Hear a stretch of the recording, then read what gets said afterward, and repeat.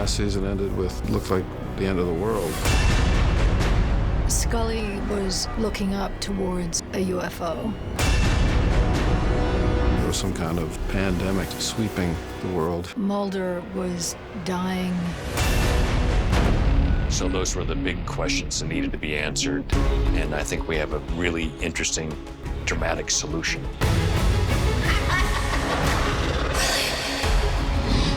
Langley? One of the best things about doing the X-Files is it allows you to do so many different things. It allows you to tell good dramatic stories, funny stories, poignant stories, and scary stories. Could be the end of the world, and then we could be doing a Glen Morgan episode. Mulder, I've been trying your cell all day. Was out squatching, Bigfoot hunting, had my phone turned off.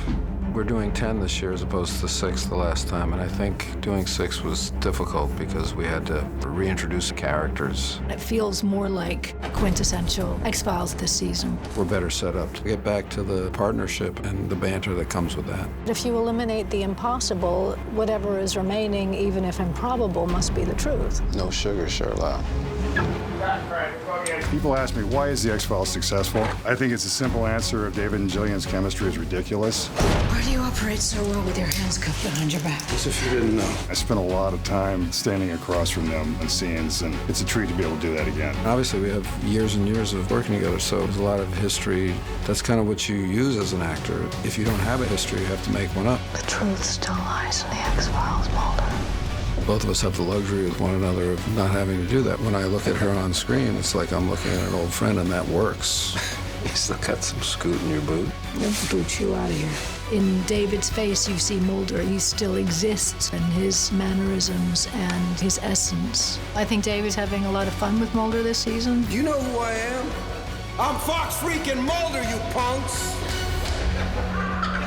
Feels like he's enjoying being in Mulder's shoes. The juxtaposition between Mulder's belief and Scully's skepticism, it's not as black and white as it used to be, but she always is going to come back to science. I have to find our son, Mulder. You need him. And I need you.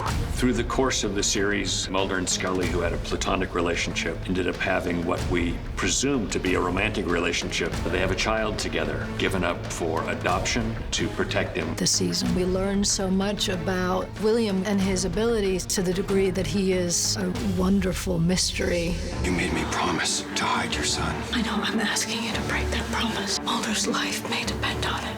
There's a character, Jeffrey Spender, the son of the cigarette-smoking man, the villain in our series. And that would make him Mulder's half-brother, because it is believed that Mulder is also the son of the cigarette-smoking man. We learned some interesting things this season about the cigarette-smoking man, and I think those will be shocking.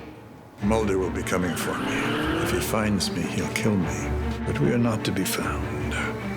This show has always had a deep state feel that people are talking about all the time now. You know, that there's kind of an ongoing government within the government. You don't understand what's about to happen. These are obscenely powerful people, not elected in any way. And those are our villains. Those have always been our villains. I'm asking you to betray the whole human race.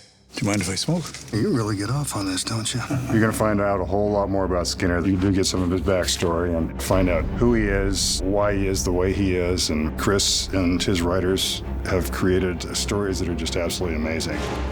Don't get in. We need your help, Mulder, even if we don't trust you. How did we get here? There is definitely a hiccup in the relationship between Mulder, Scully, and Skinner, and whether or not that is resolved is to be seen. We're not asking for you to get us out of this, but we do expect your help. You need to see the X-Files. They want to save humanity. You want to see blood in the streets. What are the elements of Scully that are quintessentially Scully, that are not inappropriate to somebody who is older? Mulder, sometimes I think the world is going to hell. We're the only two people who can save it. The world is going to hell, Scully. What is driving this character? You know, it's a guy who's happy to be back doing the work that he did. He's back doing the X-Files. All right, let's do it again.